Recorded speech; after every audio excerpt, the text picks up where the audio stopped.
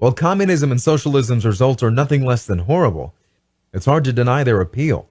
At the height, communist regimes ruled over 1.5 billion people. Social democracies have taken over pretty much all of Europe and are getting appeal in the U.S. even as they are collapsing or scrambling for funding in pretty much every place they have been implemented. So why? What makes these systems so compelling? Well, throughout the majority of human history, in order for one to win, another had to lose. In order for the chief to have more or better meat than the rest of the tribe had to have less. In order for one tribe to have the best land, another would have to settle with the worst. In order for one tribe to be masters, another had to be slaves.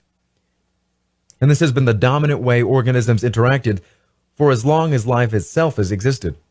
It has been ingrained in us. Modern economics are completely different, though. They are characterized by voluntary interactions, and as it is very easy to logically discern that unless a voluntary interaction is mutually beneficial, it won't occur.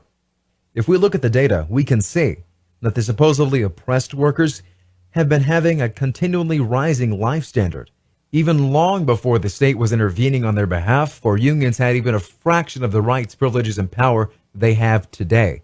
But the same prehistoric attitude has stayed deep in every single one of us.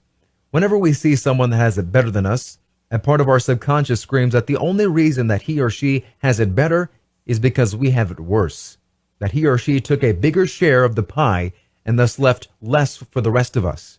For some people, it has been taken over by more rational parts of the brain. They have realized that there isn't a pie, which all people are equally entitled to, but the product of people's labor and capital, which wouldn't exist without them.